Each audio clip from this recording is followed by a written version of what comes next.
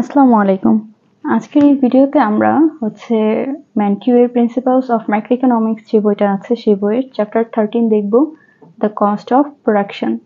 মানে এই চ্যাপ্টারটা পুরোপুরি ডিসক্রাইব করা হয়েছে যে প্রোডাকশনের যে বিভিন্ন ধরনের কস্ট আছে, সেই বিভিন্ন ধরনের কস্ট, কত ধরনের কস্ট হতে পারে প্রোডাকশন, একটা ফার্মের প্রোডাকশনের ক্ষেত্রে, অ্যান্ড যে সেই কস্টগুলোর বিহেভিয়ার কিরকম হয়, এই চ্যাপ্টারটাতে আমরা সেই সম্পর্কেই বিস্তারিতভাবে জানবো।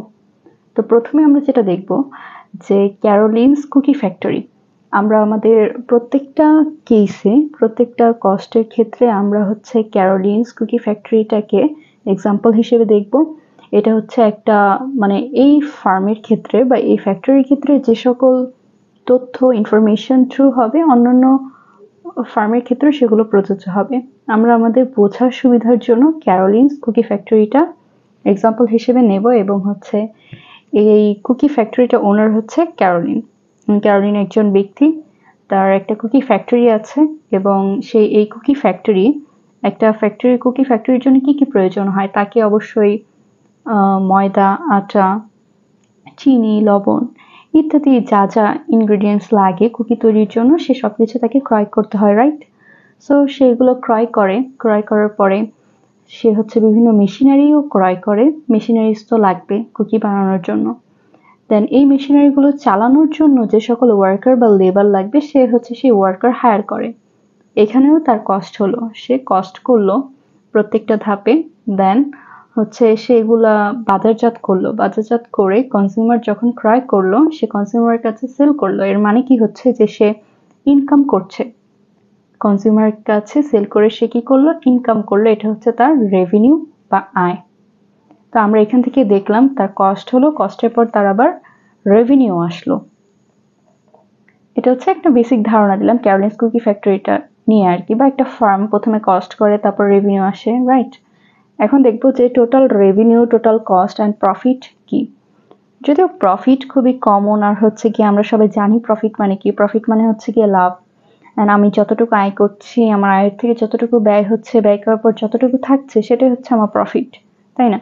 সো বইয়ের ভাষায় দেখি যে টোটাল রেভিনিউ মানে কি। Total revenue the amount a firm receives for the sale of its output। মানে যে একটা ফার্ম তার আউটপুট গুলো, তার প্রোডাক্ট গুলো বিক্রি করার পরে যেটা আয় করে, সেটাই গিয়ে তার সেই টোটাল অ্যামাউন্টটাই গিয়ে তার টোটাল রেভিনিউ। আর টোটাল কস্ট কি? The market value of the inputs a farm uses in production. Total cost সেই সকল ইনপুটের মার্কেট ভ্যালু যেগুলো ফার্ম তার প্রোডাকশনের সময় ইউজ করে থাকে। আমরা যেরকম দেখলাম যে ক্যারোলিন কুকি ফ্যাক্টরিতে ক্যারোলিন তার কুকিজ তৈরি করার জন্য সে বিভিন্ন ধরনের ইনগ্রেডিয়েন্ট গুলো ইউজ করে, সেগুলো তো তাকে কিনতে হয়, তাই না? তো তার সেখানে কস্ট আছে। সো এই যে ইনপুট গুলো সে দিচ্ছে, শুধু যে ওই ইনগ্রেডিয়েন্ট গুলো ইনপুট তা তো না। আমরা তো জানি ইনপুট কি, land, labour, capital and entrepreneurship. So এই সবগুলোর কস্টকে, মার্কেট ভ্যালুকে বলা হচ্ছে যে টোটাল কস্ট। প্রোডাকশনের ক্ষেত্রে যা যা ফার্ম ইউজ করে সেগুলো market value total cost.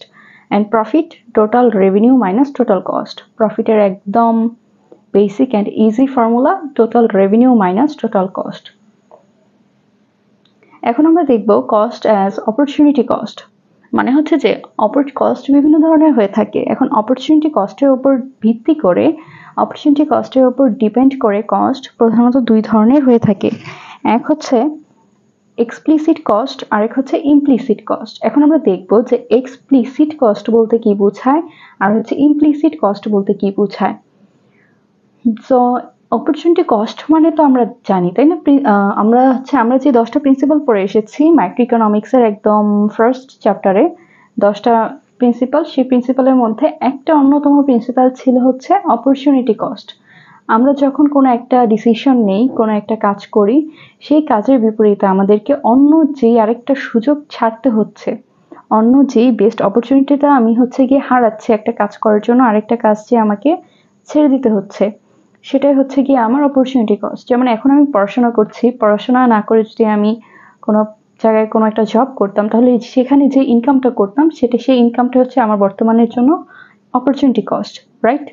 So explicit cost কি? এই অপরচুনিটি কস্টের উপর ভিত্তি করে আমাদের আসে হচ্ছে explicit cost and implicit cost.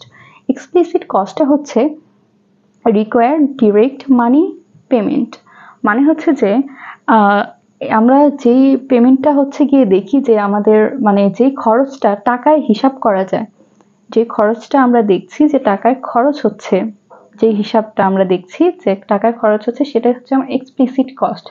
এখন এটা হচ্ছে একটা এক্সাম্পল দিলে সব থেকে ভালো বোঝা যাবে, যে যেমন ধরি হচ্ছে paying $1000 for flower worker wages. So ধরলাম যে আমরা হচ্ছে গিয়ে ফ্লাওয়ার বা হচ্ছে ময়দা কেনার জন্য 1000 টাকা, মানে হচ্ছে ক্যারোলিন 1000 টাকা কি করছেন, খরচ করছেন বা ওয়ার্কারকে ওয়েজ দিচ্ছেন।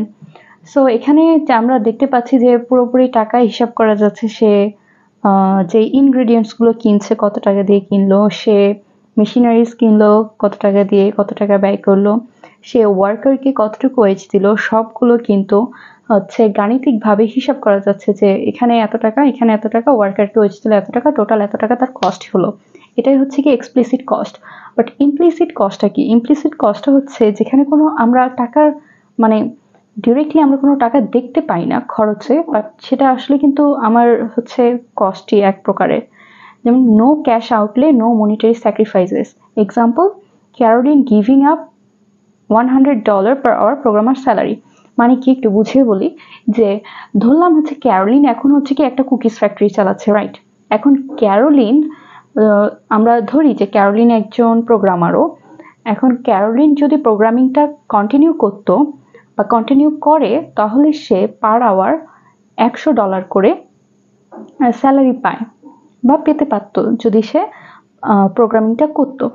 বাট এখন সে কি করছে, এখন সে হচ্ছে প্রোগ্রামিংটা না করে সে হচ্ছে কুকিজ ফ্যাক্টরি চালাচ্ছে, সে কুকিজের প্রোডাকশন করছে।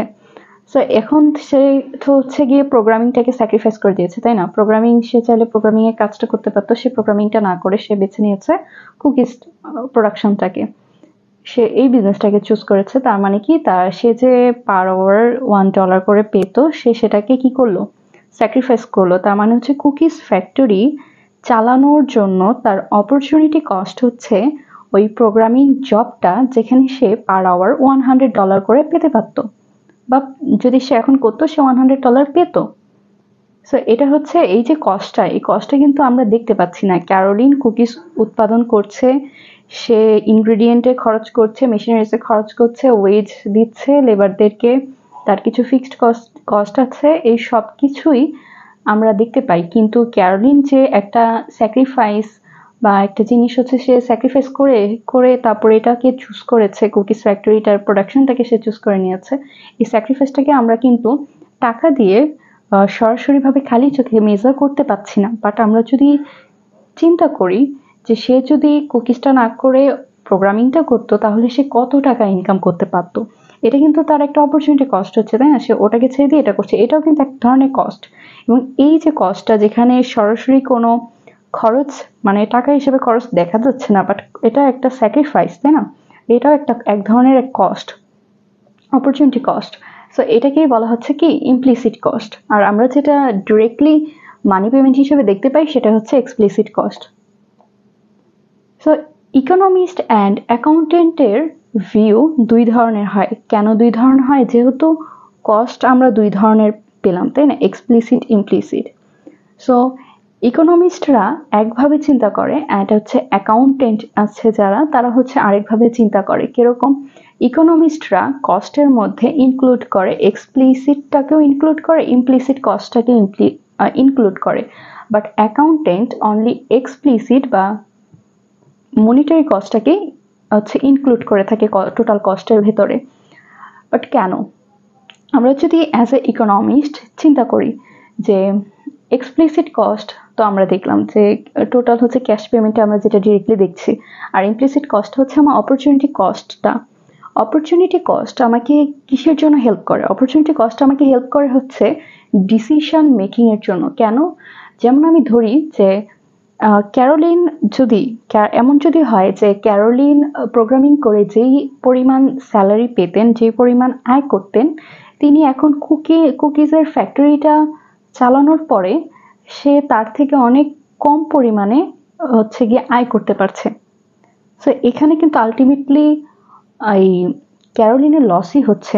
সে প্রোগ্রামিং করলে যে পরিমাণ স্যালারি পেত বা যে পরিমাণ আয় করতে পারত, কুকিজের ফ্যাক্টরিটাকে বেছে নেওয়ার পরে সে যদি কম ইনকাম করতে পারে, তার যদি ইনকাম জেনারেশনটা কম হয়, তার মানে কি সে কিন্তু লসের মধ্যে আছে, তাই না? সো এখান থেকে ডিসিশন মেক করা খুব ইজি হয় একজন হচ্ছে ফার্ম ওনারের জন্য, যে সে তার বিজনেসটাকে কন্টিনিউ করবে কি করবে না।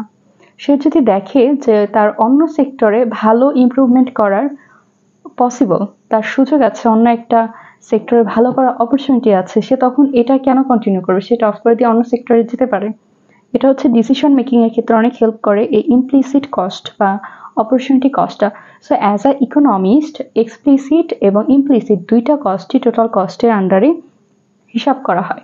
বাট অ্যাকাউন্টেন্ট যেটা করে, অ্যাকাউন্টেন্ট অনলি হচ্ছে এক্সপ্লিসিট কস্টটাকে মেজার করে, অ্যান্ড হচ্ছে যে সে রেকর্ড করে ফাইন্যান্সিয়াল ট্রানজেকশনসটাকে শুধুমাত্র, মানে এই ফার্মে বা এই বিজনেসে কত টাকা রান হচ্ছে, কতটা মানি ফ্লো হচ্ছে, কতটুকু, সেটাই হচ্ছে একজন অ্যাকাউন্টেন্ট শুধুমাত্র হিসাব করে। সে দেখতে পেল, ধরি যে ক্যারোলিনের যে অ্যাকাউন্টেন্ট আছে, সে দেখলো যে এত টাকা হচ্ছে ইনগ্রেডিয়েন্টে খরচ হলো, এত টাকা মেশিনারিতে খরচ হলো, এত টাকা ওয়েজ দিল, এবং এত টাকা হচ্ছে গিয়ে তার টোটাল কস্ট। সে শুধু এতটুকু দেখলো, এবং সে দেখলো যে টোটাল রেভিনিউ যা আসছে তার থেকে এতটা টোটাল কস্ট বাদ দিলে সে ভালো আয় করছে, তার লাভ হচ্ছে। But as a economist opportunity cost add করার পরে, এক্সপ্লিসিট কস্টের সাথে ইমপ্লিসিট কস্ট অ্যাড করার পরে ক্যারোলিন বুঝতে পারবে আসলে যে সে আসলেও কি লাভবান হচ্ছে কি হচ্ছে না। সো দুইজনের ভিউটা কি, ইকোনমিস্টের ভিউ হচ্ছে যে টোটাল কস্টে এক্সপ্লিসিট অ্যান্ড হচ্ছে ইমপ্লিসিট কস্টটা থাকবে, এবং অ্যাকাউন্টেন্টের ভিউ হচ্ছে যে তার টোটাল কস্টের মধ্যে শুধুমাত্র এক্সপ্লিসিট বা মনিটারি কস্টটাই থাকবে। এখন আমাদের কস্ট যেহেতু দুই ধরনের আমরা পেলাম, তার মানে কি, দুই ধরনের কস্ট পেয়েছি মানে হচ্ছে গিয়ে টোটাল রেভিনিউ থেকে দুই ধরনের কস্ট বাদ যাবে, দুই ধরনের প্রফিট আমরা পাবো। সো আমরা একটা পাবো ইকোনমিক প্রফিট, একটা পাবো অ্যাকাউন্টিং প্রফিট। ইকোনমিক প্রফিটটা কি? ইকোনমিক প্রফিটে খুব সহজভাবে আমরা বুঝতে পারি যে ইকোনমিক প্রফিটে যেহেতু দুই ধরনের কস্টই ইনক্লুডেড আছে টোটাল কস্টের মধ্যে, so economic profit naturally all time accounting প্রফিটের থেকে কম হবে। কেন ইকোনমিক প্রফিট অ্যাকাউন্টিং প্রফিটের থেকে কম হবে? কারণ হচ্ছে ইকোনমিক প্রফিটে দুই ধরনের কস্ট ইনক্লুডেড থাকে, আর অ্যাকাউন্টিং প্রফিটে শুধুমাত্র এক ধরনের কস্ট ইনক্লুডেড থাকে, সেটা হচ্ছে এক্সপ্লিসিট কস্ট। সো ইকোনমিক প্রফিটের ফর্মুলা, বেসিক ফর্মুলা আমরা যেটা জানি যে প্রফিটের ক্ষেত্রে total revenue minus total cost. So economic প্রফিটের ক্ষেত্রেও total revenue minus total cost, শুধুমাত্র যে টোটাল কস্টের মধ্যে এক্সপ্লিসিট কস্টও থাকবে, ইমপ্লিসিট কস্টও থাকবে। আর অ্যাকাউন্টিং প্রফিটে টোটাল রেভিনিউ মাইনাস টোটাল কস্টই ফর্মুলা, বা টোটাল কস্টের মধ্যে শুধুমাত্র এক্সপ্লিসিট কস্টেই থাকবে।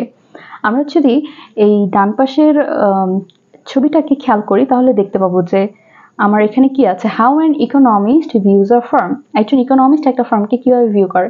ফার্স্টে আমরা দেখতে পাচ্ছি যে ইকোনমিক প্রফিট, দেন ইমপ্লিসিট কস্ট, দেন হচ্ছে এক্সপ্লিসিট কস্ট। আমরা দেখতে পাচ্ছি যে ইমপ্লিসিট কস্ট এবং এক্সপ্লিসিট কস্ট দুইটা মিলে হচ্ছে টোটাল অপরচুনিটি কস্ট, একজন ইকোনমিস্টের ভিউ অনুযায়ী আর কি। সো টোটাল রেভিনিউ থেকে যখন আমি আমার এই টোটাল কস্টটা বাদ দিচ্ছে, তখন ওপরের অংশটুকু আমি পাচ্ছি শুধুমাত্র, যেটা হালকা গ্রিন কালার, সেই অংশটুকু আমি পাচ্ছি ইকোনমিক প্রফিট একজন ইকোনমিস্টের ভিউ অনুযায়ী।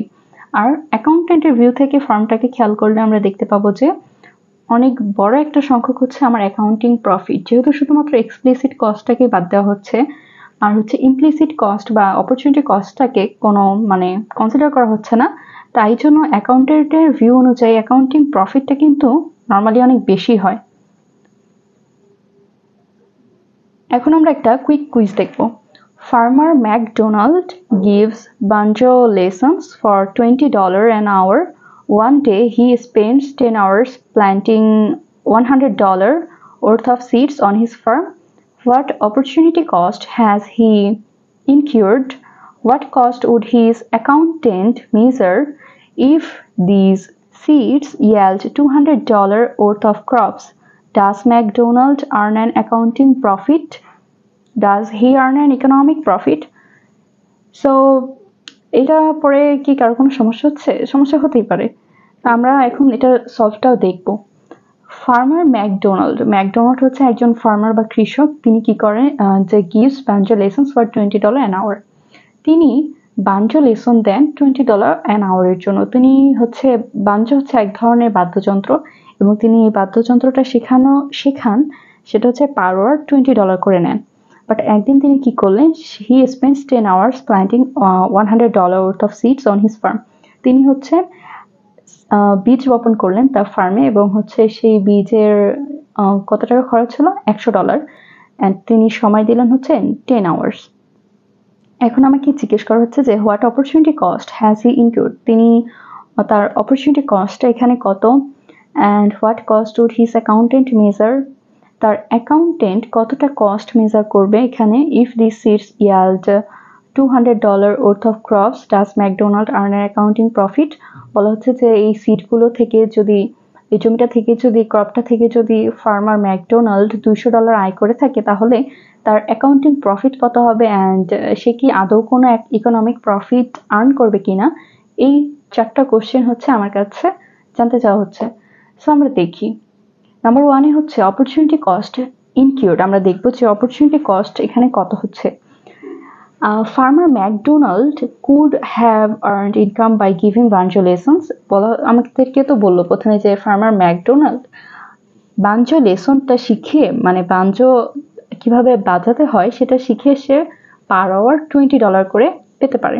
সেখানে যদি সে ফার্মিংয়ে বীজ বপন করার সময় যে 10 ঘন্টা সময় দিয়েছে, সেই ওই বীজ বপন করার ক্ষেত্রে 10 ঘন্টা সময় না দিয়ে যদি সে লেসনটাকে শেখাতো, লেসনের সময় দিত 10 ঘন্টা, তাহলে তার ওই ইনকাম হতো কত, $200, রাইট।